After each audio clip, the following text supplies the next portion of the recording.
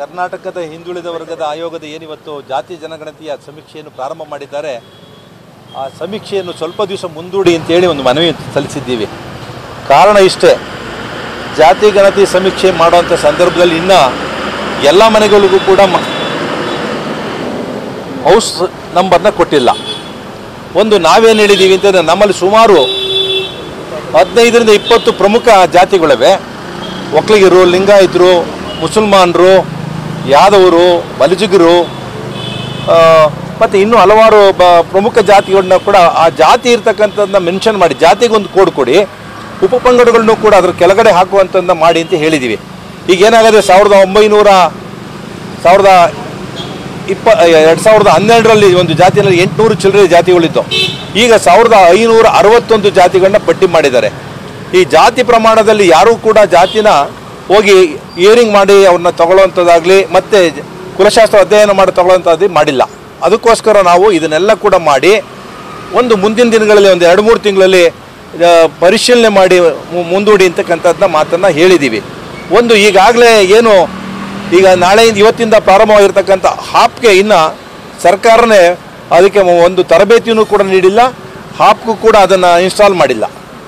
ಒಂದು ಎರಡನೇದು, ಈಗ ಏನು ಇರ್ತಕ್ಕಂಥ ಸೆಟ್ಲೈಟ್ ಇದರಲ್ಲಿ ಗುರುತಿಸಿ ಮನೆಗಳನ್ನ ಮಾಡಿರ್ತಕ್ಕಂಥದ್ದು 150 ಒಂದು ವಾರ್ಡ್ಗಳನ್ನಾಗಿ ಅವು ಕೂಡ ಸರಿಯಾಗಿ ಮಾಹಿತಿ ಇಲ್ಲದಲೇ ಅವ್ರಿಗೂ ಕೂಡ ಸರಿಯಾದ ಮಾಹಿತಿ ತರಬೇತಿದಾರರಿಗೆ ದೊರಕಿಲ್ಲ. ಅದಕ್ಕಿಂತ ದಯವಿಟ್ಟು ಮುಂದೂಡಿ ಅಂತೇಳಿ ನಮ್ಮ ರಾಜ್ಯದ ಒಕ್ಕಲಿಗ ಸಮುದಾಯ ಏನು ನಮ್ಮ ಪರಮಪೂಜ್ಯ ಶ್ರೀಗಳ ನೇತೃತ್ವದಲ್ಲಿ ನಿನ್ನೆ ನಡೆದಂಥ ಸಭೆಯಲ್ಲಿ ತೀರ್ಮಾನ ಆಯಿತು. ನಮ್ಮ ಸಮಾಜದ ಮಂತ್ರಿಗಳು, ಶಾಸಕರುಗಳು ಮತ್ತು ಉಪಮುಖ್ಯಮಂತ್ರಿ ಡಿ.ಕೆ. ಶಿವಕುಮಾರ್ ಅವರು ಕೂಡ ಬಂದಿದ್ದರು. ಅವ್ರಿಗೂ ಕೂಡ ನಾವು ಮನವಿ ಮಾಡಿದ್ದೀವಿ. ಈಗ ಅದನ್ನು ನಾನು ಪರಿಶೀಲನೆ ಮಾಡ್ತೀನಿ ಅಂತ ಹೇಳಿದ್ದಾರೆ. ಅದು ಅವರು ತೀರ್ಮಾನ ತಗೋತೀವಿ, ನಾನು ಹೇಳ್ತೀನಿ ಅಂತ ಹೇಳಿದ್ದಾರೆ ಅಷ್ಟೇ ಹೊರತು ಇನ್ನು ನಮಗೇನು ಮಾಹಿತಿ ಕೊಟ್ಟಿಲ್ಲ. ನಾವು ಇವಾಗ ಮನವಿಯನ್ನು ಕೊಟ್ಟಿದ್ದೀವಿ ಅವ್ರಿಗೆ. ನಮಗೆ ನೋಡಿ, ತೆಲಂಗಾಣದಲ್ಲಿ ತಾವೆಲ್ಲ ಅರ್ಥ ಮಾಡ್ಕೋಬೇಕು, 3.5 ಕೋಟಿ ಇರತಕ್ಕಂಥ ಜನಸಂಖ್ಯೆಗೆ 45 ದಿನ ತಗೊಂಡಿದ್ದಾರೆ.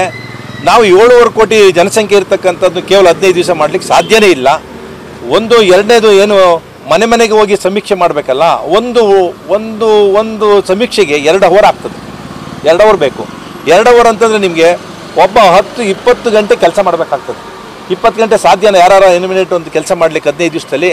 ಅದನ್ನೆಲ್ಲ ತಾಂತ್ರಿಕವಾದಂಥ ದೋಷ ಇರೋದ್ರಿಂದ ಸ್ವಲ್ಪ ಮುಂದೂಡಿ ಅಂತೇಳಿ ಸುಮಾರು ಒಂದು 3 ತಿಂಗಳ ಕಾಲಾವಕಾಶ ಕೊಡಿ ಅಂತ ಕೇಳಿದ್ದೀವಿ.